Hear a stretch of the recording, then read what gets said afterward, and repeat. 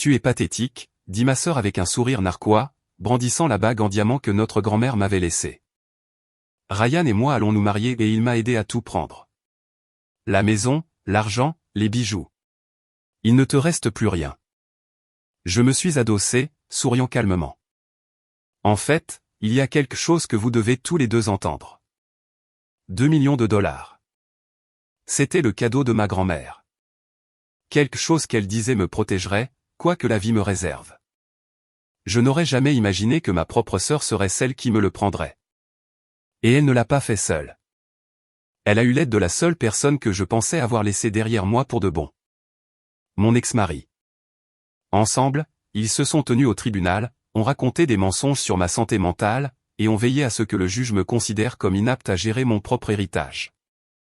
Au moment où tout a été fini, ils avaient la maison, le fonds en fiducie, et ma grand-mère portait ma bague à son doigt.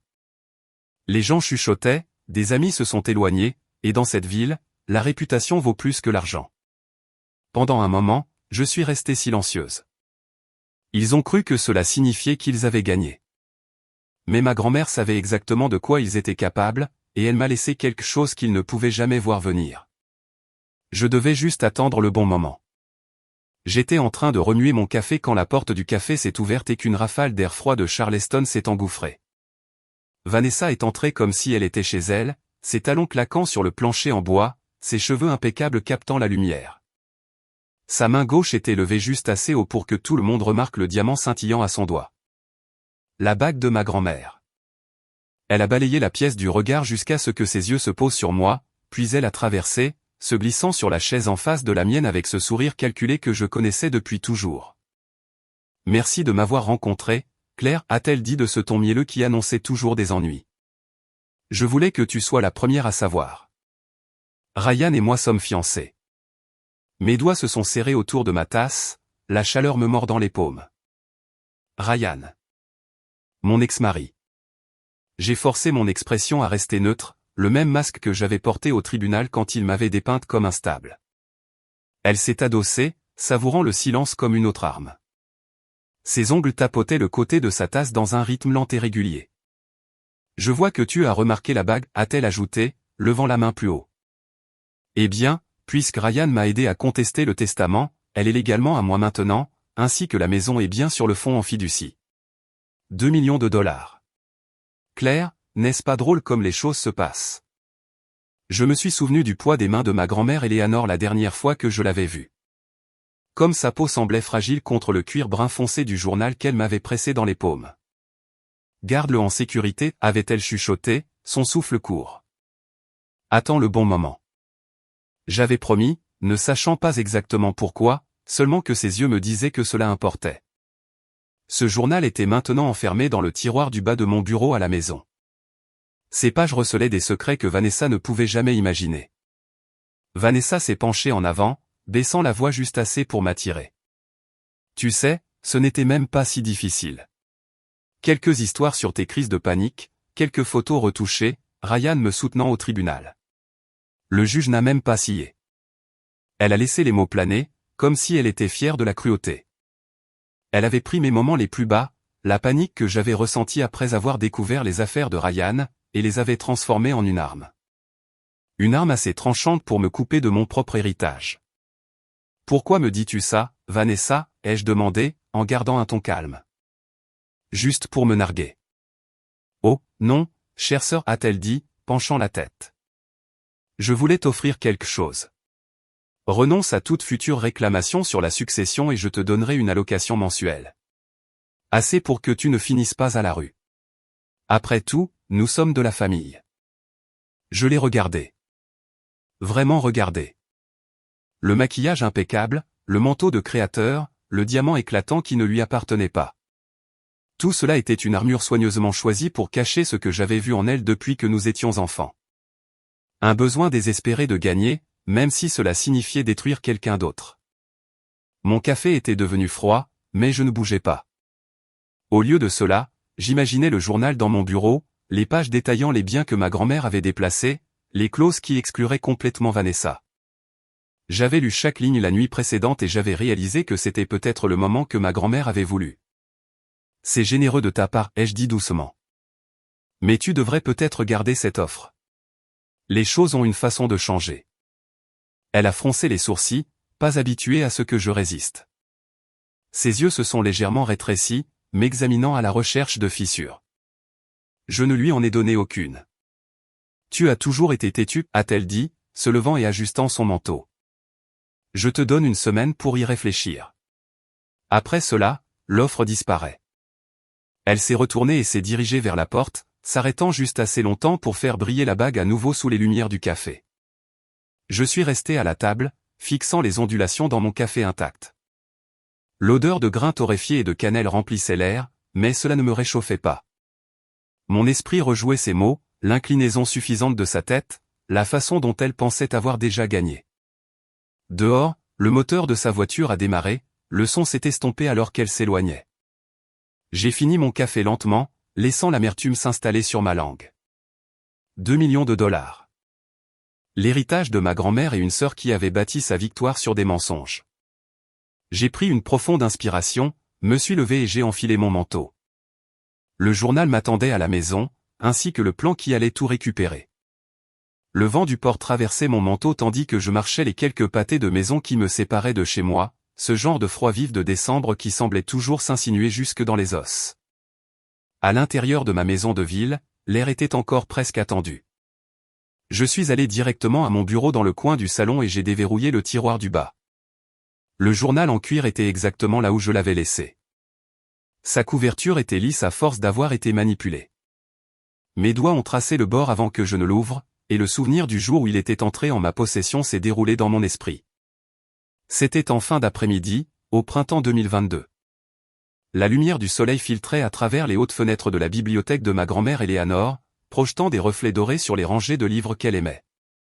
L'odeur de vieux papier et de polish au citron remplissait la pièce. Elle était assise dans sa chaise préférée, une couverture de laine sur ses genoux, ses cheveux argentés soigneusement épinglés à l'arrière de sa tête. Sa voix avait été plus douce que je ne l'avais jamais entendue lorsqu'elle m'avait demandé de m'asseoir. Elle avait tendu la main vers la table d'appoint et avait pris un journal relié en cuir brun foncé. Il semblait plus vieux que moi, avec des coins éraflés et de légères taches d'encre sur les bords. Elle l'avait placé dans mes mains, ses doigts frais et fragiles, mais fermes. « Garde-le en sécurité, m'avait-elle dit. Ne l'ouvre pas avant le bon moment. Promets-le-moi, Claire. » J'avais promis. À l'époque, je pensais que c'était un souvenir sentimental, peut-être un récit de son enfance ou de ses pensées de ces dernières années. Mais il y avait eu quelque chose dans ses yeux, une gravité, qui m'avait fait ravaler toutes les questions.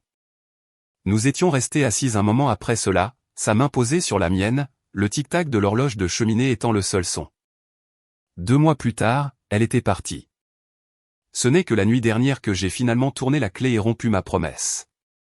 Les pages étaient remplies d'une écriture précise et élégante, des lignes de chiffres, des dates, des descriptions de propriétés. Tous les biens que ma grand-mère appréciait vraiment y étaient listés. Un immeuble commercial à Savannah, une petite marina sur la rivière St. John's, une collection de tableaux d'artistes régionaux qui, je le savais, valaient plus que la plupart des maisons sur le Battery. Ensemble, ils totalisaient un peu plus de 2 millions de dollars, transférés dans une deuxième fiducie en octobre 2021. Et il y avait la clause qui m'a coupé le souffle.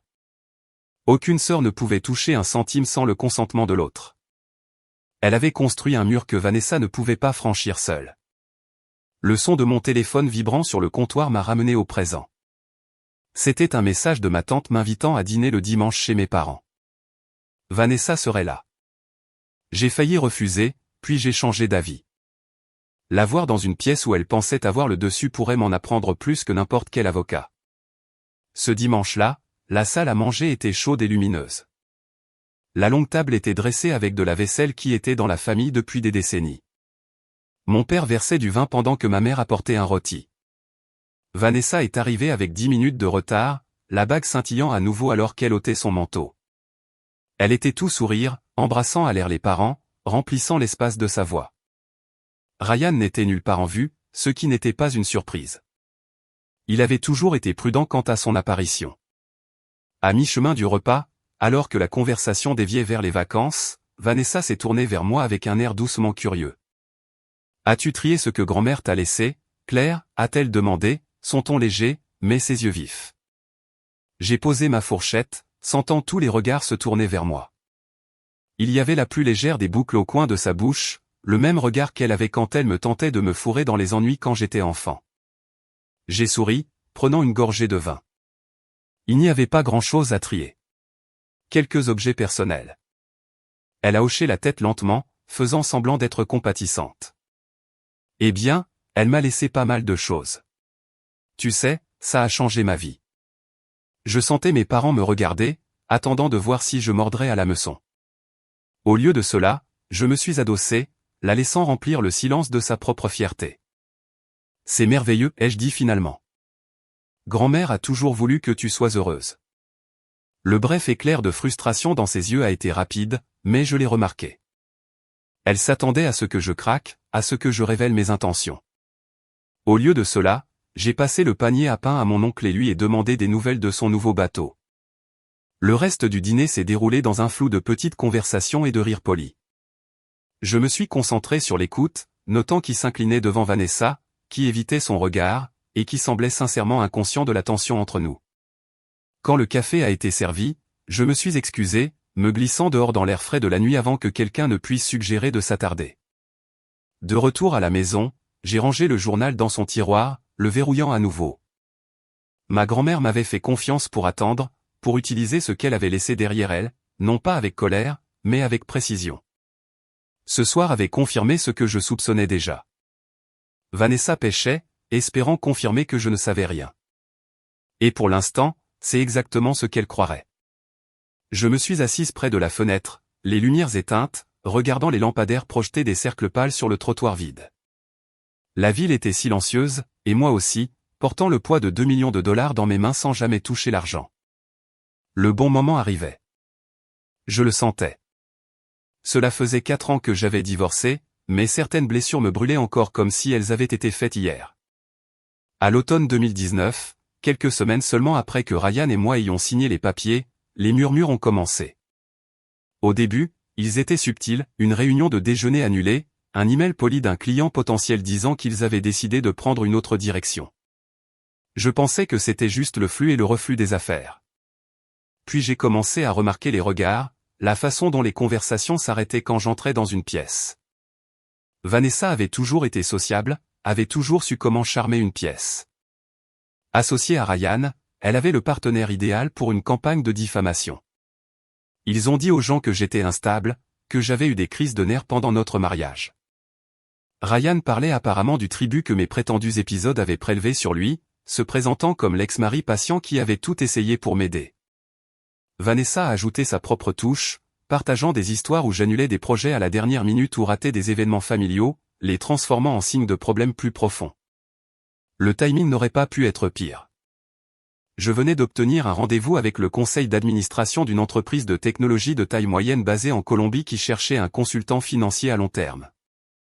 J'avais passé des mois à préparer ma présentation, à établir des relations avec leur directeur financier, mettant en place ce que je pensais être mon plus gros contrat à ce jour. 2 jours avant la réunion finale, j'ai reçu un email sec me remerciant de mon temps, mais disant qu'ils avaient décidé de prendre d'autres dispositions. Quand j'ai appelé le directeur financier, elle a hésité avant de dire qu'on lui avait conseillé de reconsidérer sa décision sur la base d'informations qu'elle avait entendues de sources fiables. Les mots m'ont retourné l'estomac. Des sources fiables. Je savais exactement de qui il parlait. Cela ne s'est pas arrêté là. 2 clients de longue date ont appelé en quelques semaines pour annuler leurs accords. L'un d'eux, un couple que j'avais aidé à gérer une décision d'investissement difficile des années auparavant, s'est excusé et a dit qu'ils avaient besoin de quelqu'un de plus stable pour gérer leur portefeuille. J'ai gardé ma voix calme au téléphone, j'ai même réussi à leur souhaiter bonne chance. Mais mes mains tremblaient si fort que j'ai dû poser le téléphone après avoir raccroché. À Charleston, la communauté des affaires était très unie. Une fois qu'une histoire prenait racine, elle se développait comme le kudzu, s'insinuant dans chaque recoin. Des amis ont cessé de m'inviter à des événements de réseautage. Une voisine qui me saluait de son porche a commencé à éviter mon regard. Même certains parents ont gardé leur distance, convaincus par la performance de Vanessa, la sœur inquiète qui ne voulait que mon bien, mais devait être honnête sur mon état. J'ai d'abord essayé de me battre. J'ai contacté des personnes de confiance, expliquant que oui, j'avais eu des difficultés pendant mon mariage, mais c'était parce que j'avais découvert l'infidélité de Ryan, pas parce que j'étais instable. Certains ont écouté, d'autres ont hoché la tête poliment tandis que leurs yeux s'éloignaient, les dégâts étaient déjà faits. Un après-midi cet hiver-là, j'ai croisé Vanessa dans une boutique de King Street. Elle regardait des foulards, l'image de l'élégance décontractée. Je ne l'avais pas vue depuis le divorce. Elle a souri comme si nous étions de vieilles amies, a demandé comment j'allais. Ses yeux ont brillé quand elle a mentionné que Ryan s'était tellement inquiété pour moi. Je me souviens avoir serré le bord de la table de présentation, mes ongles s'enfonçant dans le bois. Je n'ai rien dit, j'ai payé l'article que j'avais pris et je suis sorti dans le froid, son rire me suivant à travers la porte. Ces mois furent les plus solitaires que j'ai jamais connus. Mon travail était mon encre, mais même cela semblait incertain. Je suis restée discrète, me suis concentrée sur les quelques clients qui étaient restés et j'ai reconstruit mes journées morceau par morceau. Les nuits étaient plus difficiles. Je restais éveillé, écoutant le bourdonnement lointain de la ville, pensant à la facilité avec laquelle la vérité pouvait être noyée par un mensonge plus bruyant. Ce n'était pas seulement la perte de revenus qui faisait mal. C'était la réalisation que des gens que je connaissais depuis des années pouvaient être si facilement influencés, que ma réputation, quelque chose que j'avais construite avec soin, pouvait être démantelée en quelques semaines. Cette connaissance s'est ancrée profondément dans mes os. Au moment où j'ai commencé à retrouver mes marques, j'avais changé. Je ne supposais plus que les gens étaient de mon côté. J'observais, j'écoutais, et j'apprenais à laisser les autres me sous-estimer. C'était une compétence que je n'avais jamais voulu, mais que j'utiliserais maintenant sans hésitation. Avec le recul, cette période a été le tournant. L'argent que Vanessa et Ryan ont pris comptait, mais ce qu'ils avaient fait à mon nom était pire. Ils avaient fait de moi une étrangère dans ma propre communauté, et ce n'était pas quelque chose que je pouvais pardonner. Maintenant, assise dans ma maison tranquille des années plus tard, le journal de ma grand-mère enfermé, je pouvais encore ressentir la piqûre de ces jours. C'était plus que de la motivation. C'était du carburant. J'ai pensé au visage des gens qui s'étaient détournés et au moment où ils apprendraient la vérité. Cela vaudrait bien plus que tout contrat que j'avais perdu. Dehors, le vent agitait les branches nues contre les fenêtres. J'ai fermé mon ordinateur portable, me suis levé et j'ai marché jusqu'au bureau. Mes doigts se sont posés sur le tiroir qui contenait le journal. Pas encore, ai-je pensé. Le moment approchait, et quand il viendrait, je ne me contenterai pas de récupérer ce qui était à moi. Je m'assurerai qu'ils comprennent le prix de chaque mensonge qu'ils avaient raconté. L'invitation à se rencontrer est arrivée sous la forme d'un court message vocal de Margaret Caldwell, son ton sec, mais poli. Elle a suggéré que nous déjeunions au Mount Pleasant Country Club, un endroit que je connaissais bien de mes années avec Ryan. J'ai accepté, bien que je doutais qu'elle veuille se réconcilier. Margaret était une experte pour protéger l'image de sa famille, et si elle me contactait, c'est parce qu'elle pensait pouvoir contrôler l'histoire qui se déroulait. Le trajet a été silencieux, le pont s'étendant au-dessus de l'eau, scintillant sous un pâle soleil d'hiver. Le club avait le même aspect que toujours, ses colonnes blanches et ses pelouses impeccables projetant le genre de distinction sudiste que Margaret prisait. À l'intérieur, la salle à manger était chaude, remplie du faible murmure des membres qui se retrouvaient autour d'un déjeuner. Elle était déjà assise à une table de coin, le dos droit, un châle en cachemire drapé sur ses épaules. Claire, a-t-elle dit, avec un hochement de tête poli alors que je m'approchais, ses lèvres s'étirant en un sourire qui n'atteignait jamais ses yeux. Merci d'être venu. J'ai pris le siège en face d'elle, posant mon sac à côté de moi. Je me suis demandé si elle avait remarqué la façon dont je l'avais incliné pour que le cuir usé du journal de ma grand-mère à l'intérieur soit caché de la vue. Le serveur est apparu, a pris nos commandes de boissons et s'est retiré. Margaret a croisé ses mains soigneusement sur la table. Je pense que nous pouvons convenir que ces dernières années ont été difficiles pour tout le monde, mais je crois qu'il est temps de mettre certaines choses au repos. J'ai penché la tête, la laissant continuer. Vanessa a été très généreuse en vous offrant une allocation mensuelle. C'est plus que juste étant donné la décision du tribunal. Je pense qu'il serait sage pour vous de l'accepter et de passer à autre chose.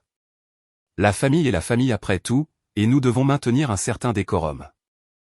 Ces mots étaient doux, mais je pouvais sentir l'acier sous eux. Il ne s'agissait pas de générosité. Il s'agissait de me faire taire, de m'assurer que personne ne poserait les mauvaises questions. J'apprécie votre inquiétude, ai-je dit calmement.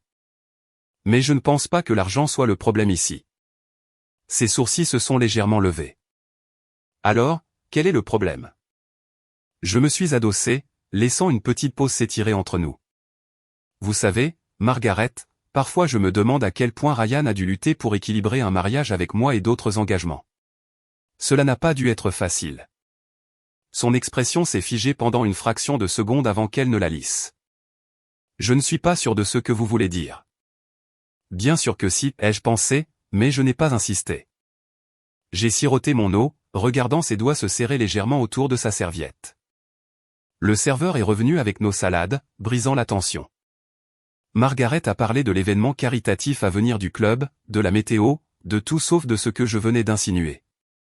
J'ai écouté, offrant des réponses polies, mais mon esprit était occupé à cataloguer chaque éclair de malaise qui traversait son visage. À mi-chemin du repas, elle a posé sa fourchette. Je sais que vous avez traversé beaucoup de choses, Claire, mais Vanessa et Ryan construisent une vie ensemble. Ressasser le passé ne fera que rendre les choses plus difficiles pour vous. J'ai souri faiblement. Le passé a une façon de nous rattraper, que nous le ressassions ou non. Ses lèvres se sont pressées l'une contre l'autre. Elle a jeté un coup d'œil vers la fenêtre où un groupe de golfeurs riait en chargeant leur club dans un chariot. Quand elle s'est retournée, son ton était plus doux, mais l'avertissement était toujours là. Pensez à l'offre. Cela vous donnerait de la stabilité, et cela éviterait les désagréments. Désagréments. Comme si ce qu'il m'avait déjà fait avait été moins que cela. J'y réfléchirai, ai-je dit, repoussant mon assiette. Merci pour le déjeuner. Nous nous sommes levés et elle a pris son sac. Tandis que nous nous dirigions vers la sortie, je l'ai surprise à me regarder, un regard rapide et scrutateur, comme si elle essayait de décider ce que je savais. Dehors, l'air était frais et sentait légèrement le sel du marais au-delà du parcours. Je me suis arrêté près de ma voiture, la rencontrant une dernière fois. Margaret, ai-je dit doucement, dites à Ryan que je lui souhaite le meilleur. Équilibrer les vieilles habitudes et les nouveaux vœux peut être délicat. Ses yeux se sont légèrement plissés avant qu'elle ne se retourne et ne se dirige vers sa propre voiture. Je l'ai regardé s'éloigner, l'image de sa poigne serrée sur le volant figée dans mon esprit. Le vent avait soufflé plus fort lorsque j'ai retraversé le pont pour revenir à Charleston, l'eau s'agitant en dessous. J'ai gardé une main sur le volant, l'autre posée sur le sac en cuir à côté de moi. Le journal à l'intérieur me semblait plus lourd que d'habitude, comme s'il me rappelait que ces pages contenaient plus que des chiffres et des descriptions de propriétés. Elles contenaient la fin du petit empire de Vanessa et Ryan, et maintenant je savais que Margaret avait juste assez de doutes dans son esprit pour les surveiller de plus près. Le lendemain matin, j'étais en route tôt, le soleil commençant à peine à dissiper le brouillard le long de l'autoroute 17. Le trajet jusqu'à Savannah avait toujours été l'un de mes préférés, les marais s'étendant de chaque côté, l'eau scintillant aux endroits où la lumière la frappait juste comme il fallait. Aujourd'hui, la vue m'a à peine marqué. Mon attention était fixée sur la réunion à venir, sur l'homme qui détenait les clés de tout ce pourquoi ma grand-mère avait travaillé. Le bureau de Martin Chen occupait le dernier étage d'un bâtiment historique en briques près du parc Forsyth. L'ascenseur ouvrait directement sur une zone de réception remplie de bois chaleureux et d'une légère odeur de vieux papier. Son assistante m'a accueilli avec un sourire et m'a conduite dans un court couloir jusqu'à un spacieux bureau d'angle où Martin m'attendait près de la fenêtre. « Claire » a-t-il dit chaleureusement, tendant la main. « Je suis content que vous m'ayez contacté. » Nous nous sommes serrés la main et j'ai pris le siège qu'il m'avait indiqué en face de son bureau. Le journal en cuir était dans mon sac à mes pieds, mais je l'y ai gardé pour l'instant. Martin s'est installé dans sa chaise et a croisé les mains. « Je comprends que vous avez lu les documents » a-t-il commencé. J'ai hoché la tête. Tout ce qui est dans ce journal est plus que ce à quoi je m'attendais. 2 millions de dollars d'actifs, tous cachés là où personne ne pouvait les toucher sans mon consentement. Et vous êtes le seul à savoir. Il a esquissé un petit sourire. C'était l'intention de votre grand-mère. Elle voulait s'assurer que sa véritable succession serait protégée de tout comportement opportuniste. Ce que Vanessa et Ryan ont pris par les tribunaux n'était jamais le cœur de sa richesse. La satisfaction de l'entendre à voix haute était vive mais fugace. Savoir que l'argent était en sécurité était une chose. Les faire payer pour ce qu'ils avaient fait en était une autre. J'ai besoin de plus que de la sécurité, ai-je dit. J'ai besoin de preuves. Des preuves qu'ils ont menti, manipulé le tribunal et utilisé des preuves falsifiées. Le regard de Martin s'est aiguisé. Cela nécessitera un travail minutieux. J'ai quelqu'un qui pourrait vous aider. Il a décroché le téléphone de son bureau, a parlé brièvement à son assistante, et en quelques minutes, la porte s'est ouverte. Derek Foster est entré, son sourire s'élargissant en me voyant. Ça fait trop longtemps, Claire, a-t-il dit, prenant place à côté de moi. Martin me dit que vous avez une situation. Derek et moi nous étions rencontrés il y a des années au College of Charleston. Il était devenu avocat civil, se forgeant une réputation pour la découverte de fraudes dans les litiges contractuels. Si quelqu'un pouvait aider à démêler ce que Vanessa et Ryan avaient concocté, c'était lui. Je leur ai tout raconté, les audiences, le témoignage sur ma prétendue instabilité, les photographies retouchées, la façon dont Vanessa m'avait empêché de voir ma grand-mère dans ces dernières semaines. Derek a écouté sans m'interrompre, son stylo se déplaçant rapidement sur un bloc-notes jaune. Quand j'ai eu fini, il s'est adossé. La clé sera la documentation. Les dates, les témoins, les incohérences entre leurs déclarations et les faits vérifiables. Nous pouvons assigner à comparaître certains dossiers, mais nous aurons également besoin de témoignages personnels de personnes qui les ont vus ou entendu discuter de leur plan. Martin a hoché la tête. Entre le journal et ce que Derek peut recueillir, nous aurons une base, mais nous devons être patients. Vanessa et Ryan croient qu'ils ont gagné. C'est un avantage pour nous. J'ai pensé au visage de Margaret hier au country club.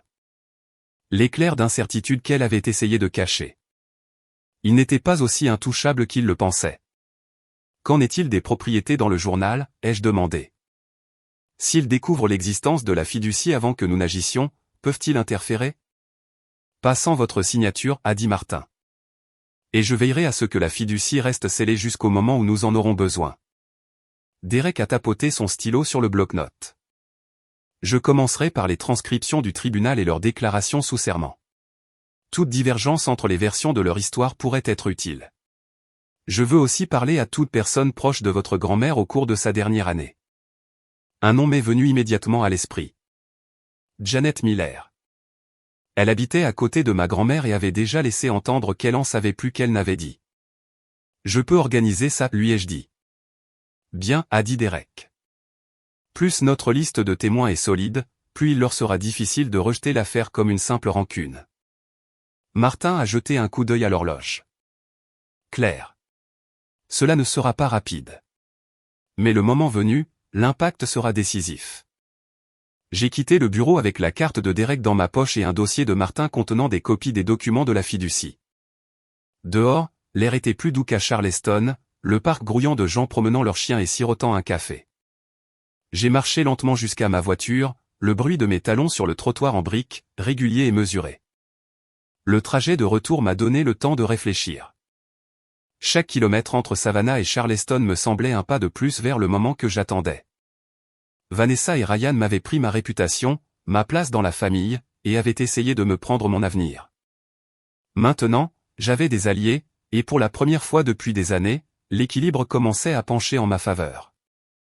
La maison de Janet Miller se trouvait juste au-delà de la clôture blanche qui séparait la propriété de ma grand-mère du reste de la rue. La peinture était écaillée par endroits. La balançoire du porche oscillait légèrement au gré de la brise et une rangée de géraniums en pot bordait les marches. J'avais appelé à l'avance et elle m'attendait, une tasse de thé à la main et un regard curieux dans les yeux. « Entrez, ma chère, dit-elle en tenant la porte ouverte. L'odeur de la cannelle et de quelque chose en train de cuire flottait dans l'air. Je suis entré dans un salon douillet rempli de photographies encadrées, le genre d'endroit où chaque objet avait une histoire. Nous nous sommes installés dans 2 fauteuils près de la fenêtre. Je lui ai dit que je me renseignais sur certains aspects des derniers mois de ma grand-mère, et que je pensais qu'elle se souviendrait de détails que d'autres avaient négligés. Janet prit une lente gorgée de son thé, son regard fixé sur le mien. Je me souviens de beaucoup de choses, Claire, dit-elle finalement. Plus que je ne l'ai dit à personne. Tu es venu un après-midi. Tu te souviens? C'était chaud, fin de printemps. Tu portais un bouquet de fleurs. J'ai hoché la tête. Je les avais cueillies dans le jardin ce matin-là. Vanessa t'a rencontré à la porte, continua Janet d'une voix basse. Elle t'a dit que ta grand-mère était trop fatiguée pour les visiteurs. Tu as essayé d'insister, mais elle est restée là, bloquant le chemin. J'étais sur mon porche et je pouvais voir l'expression de ton visage. Tu étais blessé, mais tu ne voulais pas faire de scène. J'ai senti la vieille frustration monter dans ma poitrine. Ce jour-là m'avait tracassé pendant des mois, mais je m'étais dit que peut-être elle disait la vérité. Peut-être que ma grand-mère avait besoin de repos. Janet posa sa tasse sur la table d'appoint. Ce n'était pas la seule fois. Elle a commencé à rester de plus en plus tard, parfois toute la nuit. Ryan aussi. Une nuit, environ une semaine avant le décès de ta grand-mère, j'arrosais mes plantes à l'arrière. Les fenêtres de sa véranda étaient ouvertes, et j'ai entendu des voix depuis le porche.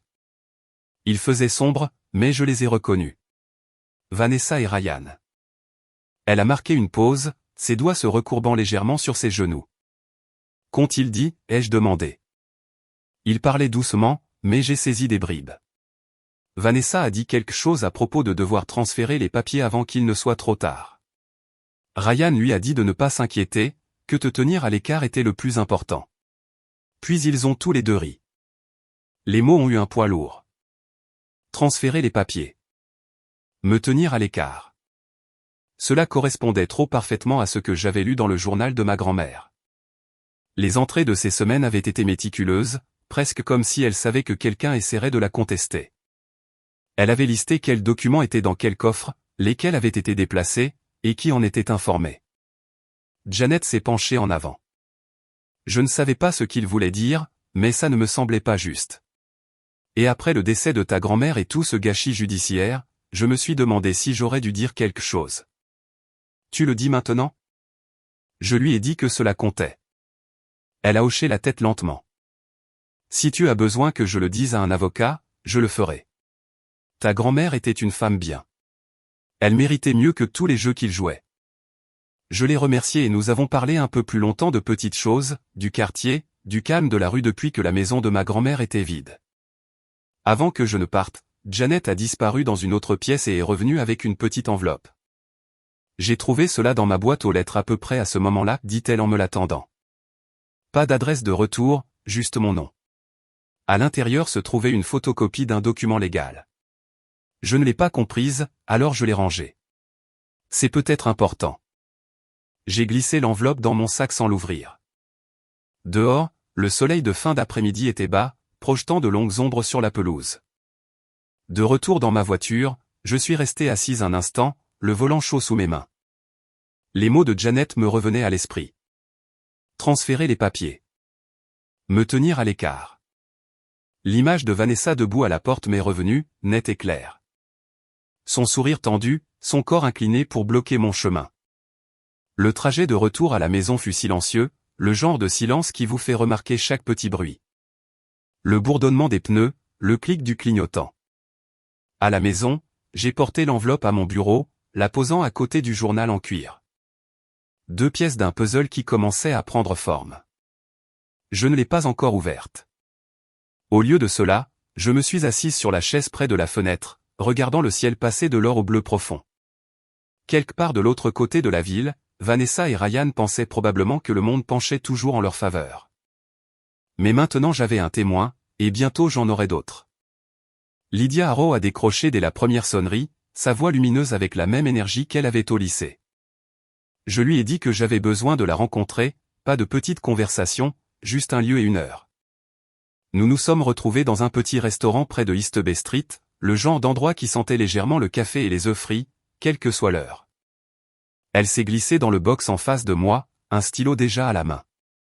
Tu as l'air de quelqu'un qui a une histoire à raconter, dit-elle en penchant la tête. Je lui ai donné la version condensée. Vanessa, Ryan, l'héritage, les mensonges. J'ai omis le fond en fiducie pour l'instant. Lydia a écouté sans m'interrompre, griffonnant seulement des notes ici et là. Quand j'ai eu fini, elle s'est adossée et a tapoté son stylo sur la table. J'entends des rumeurs sur Ryan depuis des mois, dit-elle. Quelque chose à propos d'une affaire immobilière à Savannah qui sentait mauvais. Des changements de zonage, des pots de vin, des amis au bon bureau. Mon estomac s'est serré. Pourriez-vous le prouver? Peut-être pas tout, mais je peux faire en sorte que les gens commencent à poser des questions, dit-elle avec un petit sourire. 2 jours plus tard, la signature de Lydia figurait dans l'édition dominicale du Charleston Sentinel. Le titre était prudent, presque poli en surface, mais le sous-texte était vif. Un éminent promoteur de savane lié à un projet controversé en bord de mer. Des sources anonymes s'interrogent sur la rapidité des permis. L'article ne mentionnait jamais Ryan par son nom, mais quiconque connaissait la scène immobilière locale pouvait faire le lien. J'ai acheté 2 exemplaires du journal et je l'ai lu 2 fois en prenant mon café. Lydia avait parfaitement réussi son coup. Assez de faits pour éviter la rétractation, assez de suggestions pour inciter les gens à en savoir plus. Le soir même, la version en ligne avait accumulé des centaines de commentaires, les spéculations allant bon train. L'effet fut immédiat. J'ai commencé à recevoir des nouvelles d'anciennes connaissances qui ne m'avaient pas appelé depuis des années. As-tu vu cet article? N'est-ce pas ton ex-mari? Les questions n'étaient pas toujours directes, mais le ton était clair. Les gens parlaient. Une amie qui travaillait au Harborview Hotel m'a envoyé un SMS pour me dire que Ryan et Vanessa avaient été aperçus là-bas, rencontrant leur organisateur d'événements. Ils allaient toujours de l'avant avec leur fête de fiançailles. Je les ai imaginés dans la salle de conférence vitrée de l'hôtel, souriant aux arrangements floraux et aux options de menu, faisant semblant que le monde extérieur ne changeait pas. L'après-midi suivant, je suis passé au bureau de Lydia. Elle était à son bureau, le téléphone calé entre l'oreille et l'épaule, feuilletant une pile d'imprimés. Elle m'a fait signe d'attendre, puis a raccroché. « Tu serais surprise de voir combien de personnes veulent parler quand elles sentent un scandale », a-t-elle dit. J'ai eu 3 appels à propos de Ryan au cours de la dernière heure. Un d'un entrepreneur qui dit s'être fait avoir sur un paiement. Un autre de quelqu'un du service d'urbanisme qui jure que les approbations de permis ont été accélérées. J'ai ressenti un frisson de satisfaction. L'opinion publique était un courant que l'on ne pouvait pas voir, mais on pouvait le sentir quand il se retournait contre quelqu'un. Ryan s'était toujours enorgueilli d'être intouchable, le genre d'homme qui pouvait entrer dans n'importe quelle pièce et être accueilli. Cela allait changer. Plus tard cette semaine-là, je suis passé au marché près de Waterfront Park. 2 femmes se tenaient près du rayon des fruits et légumes, leurs têtes proches l'une de l'autre, parlant à voix basse et excitées, comme le font les gens quand ils connaissent un secret. J'ai saisi un nom dans leur conversation. Caldwell. Elles ne m'ont pas remarqué. La pression montait lentement, comme l'eau derrière un barrage. Les flux de réseaux sociaux de Vanessa et Ryan, autrefois remplis d'images soigneusement choisies de vacances et d'événements caritatifs, sont devenus plus silencieux. Une seule photo d'eux lors d'une collecte de fonds a suscité des commentaires qui n'avaient rien à voir avec la cause. Le vendredi, Lydia a appelé pour une mise à jour. Ils sont en pleine panique, a-t-elle dit.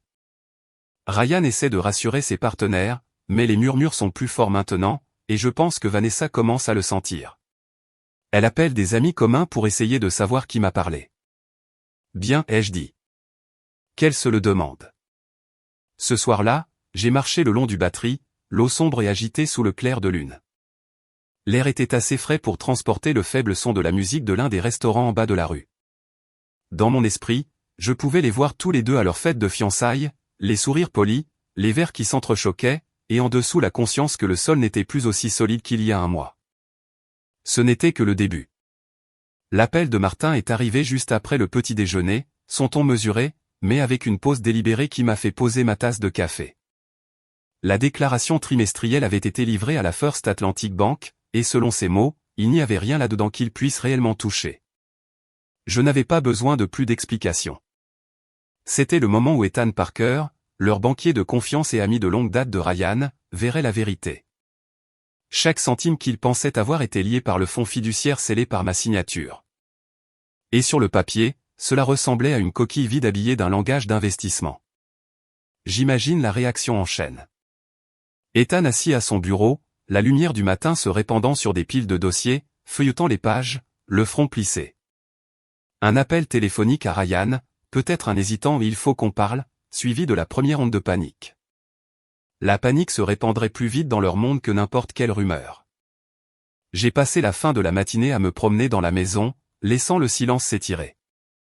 De temps en temps, je jetais un coup d'œil vers le portail d'entrée, ne les attendant pas encore, mais sachant qu'ils viendraient. À midi, j'étais sûr que Ryan avait arpenté son bureau assez pour user le plancher. Vanessa, je l'imaginais assise dans leur cuisine, parfaitement coiffée, même en pleine crise, essayant de se convaincre que tout était un malentendu.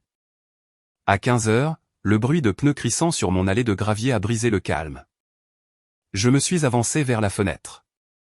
D'abord, le SUV noir de Ryan, la poussière traînant derrière lui comme de la fumée. Puis le coupé blanc brillant de Vanessa, se gara trop rapidement, les pneus projetant de minuscules pierres sur l'herbe. Ils n'ont pas hésité avant de sortir. La mâchoire de Ryan était serrée, les épaules carrées, ses pas longs et rapides vers le Porsche. Les talons de Vanessa claquaient sèchement sur le chemin en pierre, son visage un mélange de colère et de peur. Ils se parlaient déjà les uns sur les autres avant même d'atteindre les marches. Le martèlement sur la porte a commencé presque immédiatement, un rythme rapide et impatient qui a résonné à travers l'entrée. « Claire, ouvre la porte » a aboyé Ryan.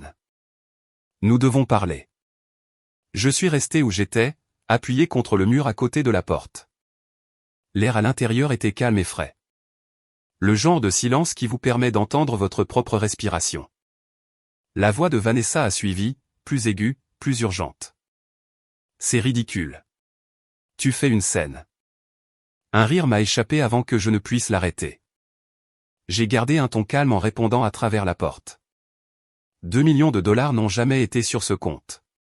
Et maintenant tu le sais. Le martèlement a cessé. Claire a recommencé Ryan, mais sa voix avait changé, s'adoucissant, essayant de pivoter. Écoute, on peut régler ça. La dernière fois que tu as réglé quoi que ce soit me concernant, ai-je dit, tu t'es tenu au tribunal et tu as dit à un juge que j'étais instable pour pouvoir prendre ce qui n'était pas à toi. C'était différent, a coupé Vanessa, la voix tendue. Nous essayions de faire ce qui était le mieux pour tout le monde. Tout le monde, ai-je demandé. Ou juste vous deux? Il y a eu une pause, puis le son de leur voix s'est abaissé, des chuchotements pressés entre eux. Je ne pouvais pas distinguer les mots, mais je reconnaissais le ton. C'était le son de personnes qui réalisaient que l'histoire qu'elles racontaient au monde ne correspondait pas à celle écrite noir sur blanc à la banque. Vanessa a essayé à nouveau. Laisse-nous entrer. Nous pouvons parler en privé. J'ai regardé autour de l'entrée, la lumière du soleil se déversant sur les vieux parquets que ma grand-mère avait cirés elle-même. C'était mon espace maintenant, ma maison. Et leur urgence ne visait pas à réparer les relations. Il s'agissait d'accès, de contrôle leur échappant. Vous devriez partir, ai-je dit calmement. Il n'y a rien pour vous ici. Encore des coups, cette fois plus secs. La frustration de Ryan perçant.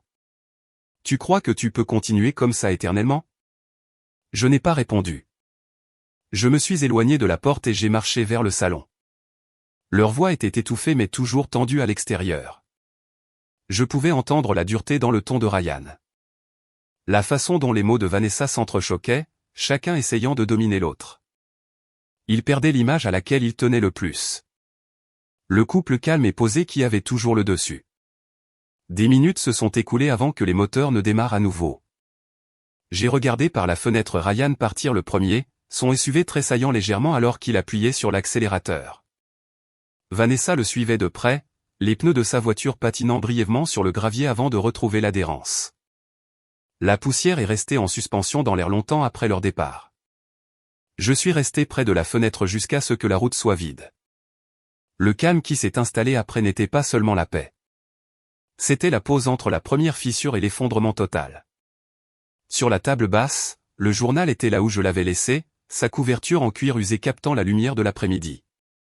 Je l'ai pris, sentant son poids dans mes mains. Ces pages contenaient chaque élément de ce qu'il pensait avoir volé, chaque actif, chaque détail. Mais elles contenaient aussi la vérité, et la vérité était sur le point d'être partagée dans un endroit où il n'y aurait pas de cris à travers les portes, pas de négociations chuchotées. Le prochain mouvement ne serait pas ici, chez moi. Ce serait dans une salle de conférence de banque sous des lumières vives avec des témoins et des documents qu'il ne pourrait pas déformer. Et quand ce moment viendrait, il comprendrait que ce n'était jamais juste une question d'argent. Il s'agissait de leur montrer exactement ce que l'on ressent quand le sol sur lequel on se tient disparaît sous ses pieds. J'ai posé le journal à nouveau, le cuir chaud de mes mains, et je me suis adossé à la chaise. Dehors, le soleil baissait, projetant de longues ombres sur la cour. C'était presque l'heure. L'appel de Martin est venu tôt le lendemain matin, son ton était bref et direct. Il m'a annoncé que la First Atlantic Bank avait programmé une réunion d'urgence pour jeudi après-midi dans sa succursale du centre-ville de Charleston. toutes les parties concernées seraient présentes. Cela incluait moi, Martin, Vanessa, Ryan, leur avocat, Ethan et Margaret Caldwell. Le ton de Martin indiquait clairement que ce ne serait pas une conversation polie.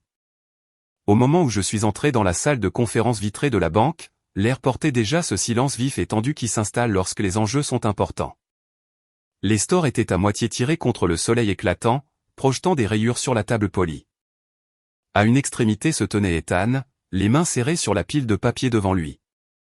À côté de lui, Ryan était adossé à sa chaise, essayant d'avoir l'air décontracté mais échouant. Sa mâchoire se serrait toutes les quelques secondes comme s'il broyait les mots qu'il voulait dire. Vanessa était assise rigidement, son blazer impeccable, mais la couleur de ses joues trahissait l'effort qu'il lui fallait pour garder une expression neutre.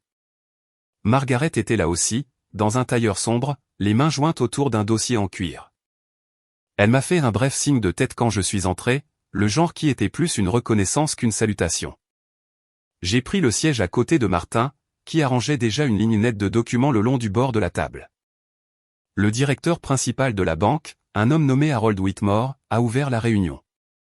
Sa voix était calme, mais ses yeux passaient rapidement d'un visage à l'autre. Nous sommes ici pour aborder les divergences liées aux actifs du Caldwell Trust et aux prêts approuvés plus tôt cette année.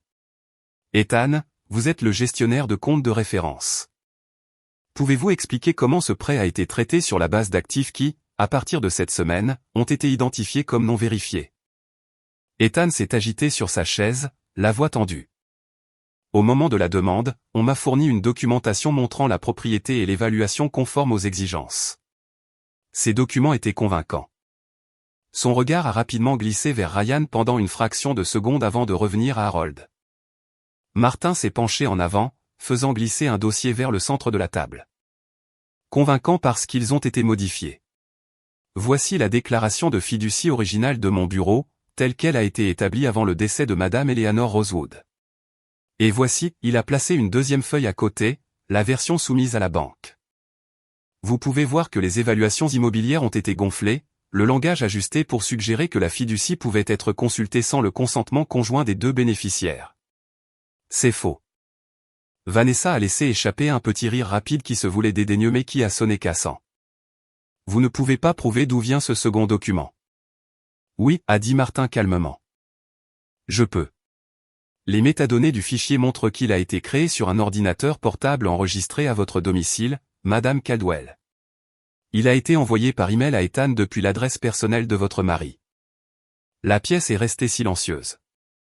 Les yeux de Ryan se sont rétrécis, mais il n'a rien dit. Martin n'avait pas fini. Il a sorti un autre dossier de son sac. Nous avons également des déclarations sous serment. Janet Miller, une voisine de Madame Rosewood, a témoigné qu'elle vous avait entendu tous les deux discuter de la nécessité de déplacer les papiers avant qu'il ne soit trop tard et d'empêcher Claire de voir sa grand-mère dans ces derniers jours. Ce témoignage correspond à mes propres notes des réunions de fiducie lorsque Madame Rosewood a exprimé son inquiétude concernant certaines pressions qu'elle ressentait de la part de membres de sa famille. Les lèvres de Vanessa se sont entr'ouvertes comme pour protester, mais aucun son n'en est sorti. Son visage était devenu pâle, la rougeur de ses joues avait complètement disparu. Margaret a parlé pour la première fois, sa voix basse, mais portant à travers la table. Est-ce vrai? A-t-elle demandé, regardant directement Ryan. Ryan s'est agité sur sa chaise. Maman, ce n'est pas aussi grave que ça en a l'air. Nous essayons de. Le ton de Margaret s'est durci. De prendre ce qui n'était pas à vous, de traîner le nom de la famille dans une enquête bancaire. Harold est intervenu, son expression grave. Si cela est exact, la banque a été induite en erreur en approuvant un prêt garanti par des actifs non liquides détenus conjointement. C'est une grave violation, tant légale qu'en termes de conformité interne. La voix d'Ethan était plus calme maintenant. J'ai fait confiance aux documents que l'on m'a donnés. Je n'avais pas réalisé. Il s'est interrompu, se frottant la main sur la bouche.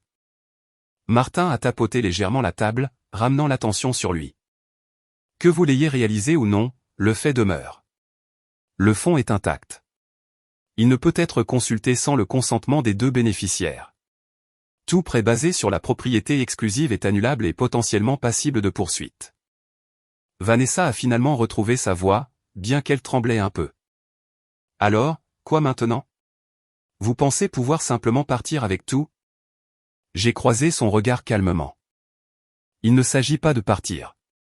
Il s'agit de remettre ce que vous avez essayé de prendre et de la vérité, qui est maintenant très claire pour tout le monde dans cette pièce. Personne n'a parlé pendant un long moment. Le seul bruit était le léger bourdonnement de la climatisation et le trafic étouffé à l'extérieur. Les yeux de Margaret sont restés fixés sur son fils, un regard qui portait quelque chose de plus lourd que la colère. De la déception, peut-être même de la honte. Harold a commencé à rassembler les papiers éparpillés devant lui. Nous allons procéder à un examen complet. Si les preuves soutiennent ce qui a été présenté ici, le prêt sera annulé et l'affaire pourra être renvoyée aux autorités compétentes. Martin a refermé ses dossiers avec une précision délibérée. Ce sera également notre prochaine étape. Vanessa s'est adossée, les bras croisés, les yeux fixés sur la table. Ryan ne m'a pas regardé une seule fois alors que la réunion touchait à sa fin. Alors que nous nous levions, Margaret est passée devant moi vers la porte. Elle s'est arrêtée juste assez longtemps pour dire « Vous avez eu raison de soulever cette question » avant de s'engager dans le couloir. Je l'ai regardée partir, la tension toujours vive dans l'air, sachant que le poids de ce qui avait été dit ne s'estomperait pas rapidement. Ce n'était plus seulement une querelle de famille. C'était enregistré maintenant, gravé dans les procès-verbaux officiels et les dossiers bancaires, impossible à réécrire. Dehors, le soleil de l'après-midi était aveuglant contre la façade vitrée du bâtiment. Je suis sorti sur le trottoir, la chaleur montant du béton, et j'ai senti le premier véritable changement dans l'équilibre. La vérité avait été dite au seul endroit où il ne pouvait pas l'étouffer. Et maintenant, les conséquences allaient commencer à prendre forme.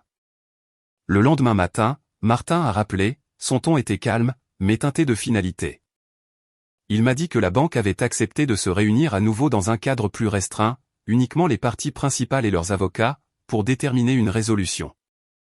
C'était notre moment de décider comment cela se terminerait, et j'avais l'intention de m'assurer que les termes seraient les miens. Nous nous sommes retrouvés dans une salle de conférence privée au dernier étage de la banque. Les fenêtres s'étendaient du sol au plafond, encadrant le port de Charleston au loin. L'air était encore presque lourd, comme si la pièce elle-même comprenait que quoi qu'il arrive ici, cela ne serait pas annulé. Vanessa était assise à l'extrémité de la table, ses cheveux tirés en un chignon élégant, les yeux fixés sur un point au-delà de la vitre. Ryan était à côté d'elle, ouvrant et fermant le capuchon de son stylo. Margaret était assise entre eux, sa posture rigide, mais son regard plus vif que le leur. Martin a pris le siège à côté de moi, posant un mince portefeuille en cuir devant lui. De l'autre côté de la table, leur avocat ajustait ses boutons de manchette et tentait d'afficher une expression neutre. Lorsqu'Harold de la banque a fait un bref signe de tête, je me suis penché en avant et j'ai parlé. Vous avez un choix. Vous pouvez signer cette déclaration reconnaissant votre rôle dans la falsification des documents de fiducie et l'obstruction de mon accès à Madame Rosewood avant sa mort. Cette déclaration restera scellée à moins que le remboursement convenu ne soit pas effectué. Ou vous pouvez refuser et je poursuivrai des accusations criminelles, des dommages civils et autoriserai la presse à publier l'histoire en détail. La mâchoire de Ryan s'est serrée. Vous pensez pouvoir nous faire chanter avec ça? J'ai croisé son regard sans ciller. Ce n'est pas du chantage. C'est une opportunité de limiter les dégâts que vous avez déjà causés. La banque acceptera d'utiliser les fonds de la fiducie pour clôturer le prêt en suspens, mais seulement si les deux bénéficiaires signent la main levée. Sans cela, vous faites face non seulement aux avocats de la banque, mais aux miens et à ceux du bureau du procureur. Et l'opinion publique ne sera pas clémente. Vanessa m'a finalement regardé, le visage pâle, mais la voix perçante. Vous traînez nos noms dans la boue juste pour avoir l'impression d'avoir gagné. Vous l'avez fait vous-même, ai-je dit doucement. Martin a glissé le document vers leur avocat qui a commencé à le lire, les sourcils froncés. Le langage est clair. Si mes clients signent, ils acceptent les conditions de remboursement et la reconnaissance de la faute. La déclaration est détenue par les deux conseils juridiques et n'est divulguée que si les conditions sont violées. Margaret s'est penchée vers Ryan, sa voix basse mais audible dans le silence. Signez avant qu'il ne soit trop tard. Les mains de Vanessa étaient crispées sur ses genoux. Pendant un long moment, elle n'a pas bougé. Puis elle a tendu la main vers le stylo. Ses doigts tremblaient si fort qu'elle a dû tenir la page avec l'autre main. Elle a signé par des traits lents et délibérés, le son du stylo grattant le papier résonnant fort dans la pièce silencieuse. Ryan a fixé le document pendant plusieurs secondes, puis a pris le stylo. Il a signé rapidement, presque négligemment, sans regarder personne. Quand il a posé le stylo, il s'est adossé et a croisé les bras. J'ai gardé les yeux sur Vanessa. Une chose de plus, la bague. C'était celle de ma grand-mère, et elle doit rester avec moi. Vous pouvez la remettre ici, devant la banque et votre avocat, ou je peux la répertorier comme propriété volée dans la déclaration que nous venons de signer. Sa bouche s'est ouverte comme pour argumenter, mais la main de Margaret s'est refermée sur son bras. Sans un mot, Vanessa a fouillé dans son sac et a sorti la boîte en velours. Elle l'a poussée sur la table, ses ongles tapant une fois sur le couvercle avant de lâcher prise. Je l'ai ouverte juste assez pour voir la courbe familière de l'or, le vert profond de l'émeraude, puis je l'ai refermée. J'ai placé la boîte devant moi et j'ai croisé les mains dessus. L'avocat a ramassé les pages signées, les glissant dans un dossier. Cela conclut l'affaire pour l'instant. À condition que les conditions de remboursement soient respectées, la déclaration reste confidentielle. Margaret s'est levée la première, sa chaise raclant doucement le tapis. Elle m'a regardé un long moment, puis a fait le plus petit des hochements de tête avant de se diriger vers la porte. Ryan a suivi sans se retourner. Vanessa a été la dernière, ses talons claquant sur le sol, le son s'estompant jusqu'à ce que la porte se referme derrière eux. Pour la première fois depuis des mois, j'ai senti le poids dans ma poitrine se dissiper. La bague était de nouveau en ma possession. La vérité était sur papier et le contrôle était de nouveau à moi. J'ai glissé la boîte en velours dans mon sac, sentant son léger poids comme si c'était une pierre qui manquerait. Martin a rangé son portefeuille, sa voix basse. C'était la fin la plus propre que vous pouviez obtenir. Ce n'est pas la fin, ai-je dit, me levant et ajustant la bandoulière de mon sac. Ce sont les conditions, et elles étaient les miennes. Nous avons quitté la pièce ensemble, marchant dans le couloir lumineux où le bourdonnement des affaires quotidiennes de la banque se poursuivait comme si rien ne s'était passé. Mais je savais, comme tous ceux dans cette pièce, que quelque chose avait changé de façon permanente. Au moment où je suis sorti dans la chaleur de l'après-midi, la brise du port traversant l'air, la boîte en velours était toujours dans ma main. L'émeraude a capté un filet de lumière du soleil tandis que je la retournais une fois, puis j'ai refermé mes doigts autour d'elle et j'ai continué à marcher. J'ai roulé directement vers la vieille maison sur Rosewood Lane, le gravier crissant sous mes pneus alors que je me garais dans l'allée. Les volets étaient fermés, l'air lourd de ce calme de fin d'été qui semblait s'installer sur Charleston en août. J'ai déverrouillé la porte d'entrée et je suis entré, la légère odeur d'huile de citron et de vieux papier m'enveloppant comme une couverture familière. La bibliothèque était exactement comme je m'en souvenais. La lumière du soleil se déversait à travers les hautes fenêtres, captant les particules de poussière dans l'air. Des étagères tapissaient les murs, lourdement chargés de livres reliés en cuir et de photographies encadrées d'une vie bien vécue. Je me suis dirigé vers le bureau en chêne, celui où ma grand-mère s'était assise d'innombrables fois, sa plume grattant sur des lettres et des notes. J'ai posé mon sac et j'ai sorti la boîte en velours. Avec des mouvements lents et délibérés, j'ai glissé la bague en émeraude à mon doigt. Elle était fraîche au début, puis plus chaude à mesure qu'elle se mettait en place, comme si elle m'attendait. Dans le tiroir du haut, glissé sous une pile d'enveloppes, se trouvait celui que je n'avais jamais ouvert. Mon nom y était écrit de sa belle écriture cursive. Mes doigts ont hésité un instant avant que je ne les glisse sous le rabat et ne sorte la lettre à l'intérieur. Son écriture était ferme, l'encre d'un bleu profond. Elle écrivait que les 2 millions de dollars n'étaient jamais qu'une question d'argent. C'était un test de caractère, une mesure de qui pouvait être digne de confiance lorsque les enjeux étaient élevés et les tentations plus fortes que la loyauté. Elle m'a dit que j'avais réussi, non pas parce que j'avais gagné au sens juridique, mais parce que j'avais tenu bon sans me perdre. J'ai lu ces mots 2 fois, les laissant s'installer en moi. Des souvenirs ont surgi comme une marée. Les nuits que j'ai passées à me défendre contre les mensonges. L'humiliation de voir les gens que j'aime se détourner, le silence froid des dîners de famille quand je ne faisais plus partie de leur cercle. Chaque perte avait été une contusion qui avait mis des années à disparaître. Mais maintenant, assise dans la chaise qu'elle avait autrefois occupée, je comprenais quelque chose que j'avais manqué auparavant. Il ne s'agissait pas seulement de récupérer ce qui avait été volé. Il s'agissait de lui prouver, et à moi-même, que j'étais toujours la personne en qui elle croyait. Je me suis adossé et j'ai laissé mes yeux parcourir la pièce. Les portraits au mur, les étagères garnies de premières éditions, les lourds rideaux qui étouffaient le monde extérieur. Tout faisait partie de son héritage, et maintenant c'était à moi de le façonner. L'idée est venue doucement au début, puis s'est installée avec une sorte de certitude que je ne pouvais ignorer. L'argent pouvait faire plus que simplement clore un chapitre de ma vie. Il pouvait en ouvrir un pour quelqu'un d'autre. Des jeunes femmes qui avaient fait face aux mêmes obstacles que moi, qui avaient besoin qu'une porte leur soit ouverte quand tout le monde les excluait. Au moment où la lumière de l'après-midi commençait à s'estomper, j'avais un nom en tête, le Rosewood Scholarship Fund. Il serait destiné aux étudiantes de Caroline du Sud ayant des besoins financiers et le genre de détermination qui ne faiblit pas sous la pression.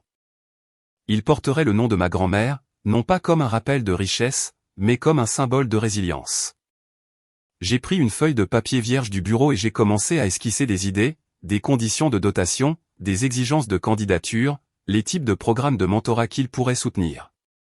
Je pouvais presque entendre sa voix dans mon esprit, le même ton qu'elle utilisait pour me dire de voir plus grand, de ne jamais me contenter de la première solution qui me venait à l'esprit. Lorsque j'ai finalement posé mon stylo, la maison était devenue silencieuse, comme toujours au crépuscule. L'air semblait plus léger, le poids sur ma poitrine remplacé par quelque chose de plus stable. Je me suis levé et j'ai traversé la pièce jusqu'à la fenêtre, regardant la pelouse où les azalées avaient depuis longtemps fleuri et fané. La bague a capté la lumière déclinante, l'émeraude profonde et stable. Je l'ai touchée une fois de plus, un petit geste de promesse, et je me suis détourné de la fenêtre. La lettre était ouverte sur le bureau, ses mots toujours visibles. Pour la première fois depuis des années, je ne me sentais pas seulement victorieuse, mais en paix. J'avais récupéré l'argent, la vérité et ma place dans l'histoire. Maintenant, il était temps de décider quel genre d'histoire elle deviendrait pour quelqu'un d'autre. L'automne s'est installé avec ce calme lent de Charleston, le genre qui assombrit les chênes et rapproche l'air. J'ai passé les premières semaines après la réunion à des tâches discrètes. Martin a déposé les documents finaux à la banque. La déclaration signée a été placée dans 2 dossiers scellés, l'un dans son bureau à Savannah et l'autre dans un coffre-fort à mon nom. Ethan est resté discret. Harold a envoyé une courte lettre confirmant elle se racle la gorge l'annulation du prêt et le calendrier de remboursement utilisant les mécanismes désignés par le fonds en fiducie, le tout sous mon consentement. Chaque page donnait l'impression de fermer une porte d'une main ferme. À la maison sur Rosewood Lane, j'ai ouvert les fenêtres, laissé la lumière tardive se répandre sur les sols, et fait une liste sur le vieux bureau en chêne, créé un conseil pour la bourse, rédigé la structure de la dotation, contacté des mentors. J'ai appelé Martin et lui ai demandé de servir de fiduciaire. Il a dit qu'il serait honoré. J'ai appelé une ancienne professeure du College of Charleston qui m'avait dit un jour que j'avais un talent pour rendre les choses compliquées simples. Elle a accepté d'aider à lire les candidatures le moment venu. J'ai appelé une conseillère d'orientation dans un lycée public de North Charleston qui savait quelles filles portaient plus que leur sac à dos. Les nouvelles concernant Ryan et Vanessa ne sont pas arrivées d'un seul coup. Elles ont filtré par les mêmes canaux qui avaient véhiculé les rumeurs des années auparavant, seulement plus discrètement cette fois, comme si les gens faisaient attention à ne pas trop en dire à voix haute. Leur fête de fiançailles a disparu du calendrier du Harborview. Une conférence de développeurs à Savannah a déplacé le panel de Ryan vers un créneau différent et a remplacé son nom par un autre. Un partenariat de marque a cessé d'apparaître sur le fil social de Vanessa. Les sourires sur leurs photos semblaient plus forcés. Les commentaires en dessous semblaient plus froids. Un après-midi de fin octobre, je suis passé devant leur condo sur Bay Street et j'ai vu un camion de déménagement au ralenti sur le trottoir. Un homme en uniforme a sorti une pile de cartons, chacun étiqueté de lettres noires soignées. Un autre portait un portant de vêtements recouverts de plastique. J'ai continué à rouler. Le marais de l'autre côté du pont était lumineux sous ce pâle soleil d'automne, et pour la première fois, je n'ai pas ressenti le besoin de me retourner et de regarder en arrière. Une semaine plus tard, un ami commun a envoyé un simple SMS. Ils se sont séparés. Pas de drame, pas d'annonce, juste le délitement silencieux qui survient lorsque les fondations cèdent. Je n'ai ressenti aucun frisson, seulement un sentiment de symétrie. Les choix ont un poids. Finalement, ce poids vous trouve. En décembre, la ville était parée de lumière et de couronnes. La maison dégageait une atmosphère plus douce avec l'odeur de pain et de cannelle. Une petite pile de courrier attendait sur la table d'entrée. Glissée entre un catalogue caritatif et une lettre d'information des fêtes se trouvait une carte avec l'adresse de retour de Margaret Caldwell. Je suis resté un long moment avant de l'ouvrir. Le devant montrait une aquarelle d'un cimetière d'hiver. À l'intérieur se trouvait une courte note écrite de sa main ferme. Elle me remerciait d'avoir géré une affaire désagréable avec plus de grâce qu'elle ne le méritait et me souhaitait la paix pour la nouvelle année. J'ai pensé au regard qu'elle m'avait lancé dans le couloir, après la première réunion à la banque. Un regard qui disait qu'elle comprenait plus qu'elle n'était prête à dire à voix haute. J'ai rangé la carte dans le tiroir du bureau avec la lettre de ma grand-mère et j'ai senti quelque chose s'apaiser en moi. La bourse a pris forme comme une photographie apparaît dans un bac, lentement d'abord, puis tout d'un coup. Le fond de bourse Rosewood est devenu un document avec des signatures et un numéro d'identification fiscale, puis un site web avec une page blanche simple et une promesse simple. Il soutiendrait de jeunes femmes de Caroline du Sud qui avaient fait face à des obstacles importants et qui montraient le genre de détermination qui ne s'estompe pas sous la pression. Le mentorat en ferait partie, pas seulement l'argent. La première bourse serait décernée au printemps.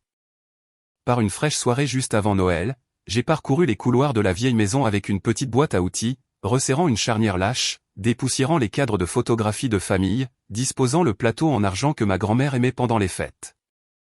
J'ai fait une pause dans la bibliothèque et j'ai touché la bague en émeraude, la tournant une fois, la pierre ressemblait à de la lumière de pain capturée. J'ai pensé à la nuit où Vanessa l'avait exhibée dans un café et au matin où je l'avais glissée à mon propre doigt à ce même bureau. Le cercle semblait complet sans se sentir fermé. L'histoire avait une page suivante. L'hiver s'installa et la ville devint silencieuse comme le font les villes côtières après le départ des visiteurs.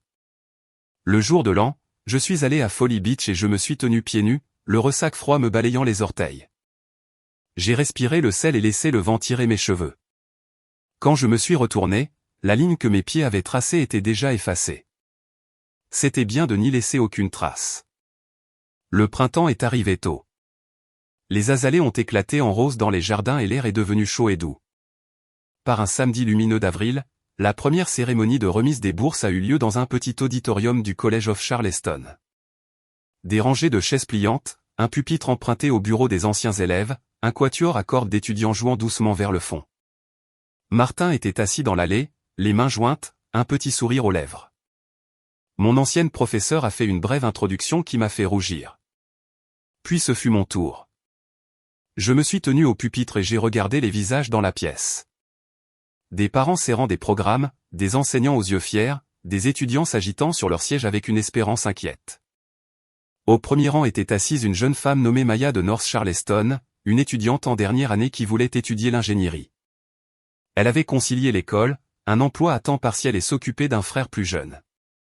Sa candidature était soignée et sans fioriture. Ces mots étaient rares et vrais. La bourse couvrirait sa première année. Le mentorat l'aiderait à aller plus loin. J'ai parlé de la signification de l'intégrité, non pas comme une ligne sur une brochure, mais comme un choix quotidien que personne ne vous verra peut-être faire. J'ai parlé du poids de la perte qui peut clarifier ce qui compte. J'ai parlé de ma grand-mère sans nommer les batailles que nous avions menées pour honorer ses souhaits. Je leur ai dit que l'argent pouvait payer une facture, mais que le caractère tient une promesse. Je leur ai dit que parfois le chemin vers ce qui est juste n'est pas droit, mais qu'il vaut la peine d'être parcouru quand même. Après, Maya est venue devant avec sa mère. Ses mains tremblaient quand elle m'a serré la main. Elle a dit qu'elle ne gaspillerait pas ce qui lui avait été donné. Je l'ai cru. Lorsque les photographies furent terminées et que les chaises furent empilées, je me suis mise sur le côté et j'ai pressé mes doigts contre l'émeraude. Je pouvais presque sentir la main de ma grand-mère sur mon épaule, ce poids stable qui avait toujours dit « continue ». Les nouvelles de Ryan et Vanessa me parvinrent par fragments. Au cours des mois suivants, il déménagea à Atlanta pour un poste dans une plus petite entreprise. Elle déménagea à l'ouest pendant un certain temps pour aider une cousine avec un projet de marketing de boutique. Leurs noms s'effacèrent des conversations de Charleston, comme les orages d'été disparaissent au-delà de l'horizon. Bruyants au début, puis disparus. Je ne les cherchais pas. Je ne bloquais pas non plus leurs ombres. Je vivais simplement. En été, le comité consultatif des bourses se réunissait chaque mois dans la bibliothèque. Martin apportait des pâtisseries d'une boulangerie près de Forsyth Park. Ma professeure apportait une pile d'essais avec des notes en marge. Nous discutions gentiment des candidats puis nous tombions d'accord. J'ai commencé à aimer le son des rires dans des pièces qui n'avaient autrefois que le silence. J'ai commencé à aimer la sensation des après-midi où la seule chose urgente sur ma liste était d'écrire une note de remerciement à un donateur.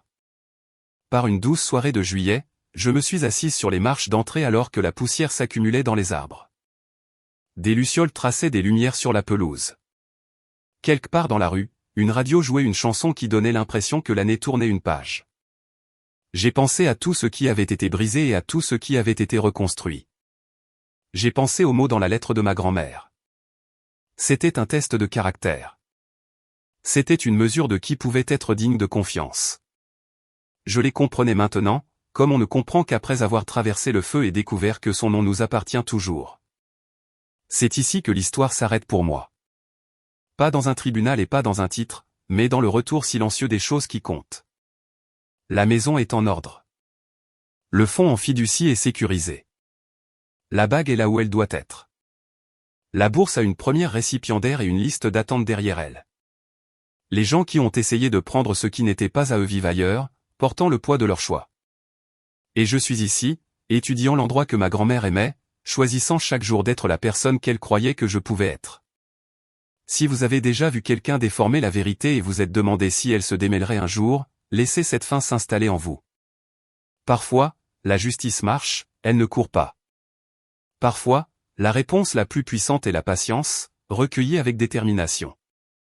Si cette histoire vous a touché, vous savez, partagez vos pensées avec moi. Dites-moi où vous avez trouvé votre force. Laissez une note pour que d'autres puissent la trouver aussi. Si vous voulez plus d'histoire sur la façon de trouver vos marques et de tenir bon, restez avec moi. Ajoutez votre voix et faites partie du cercle qui continue de choisir l'intégrité.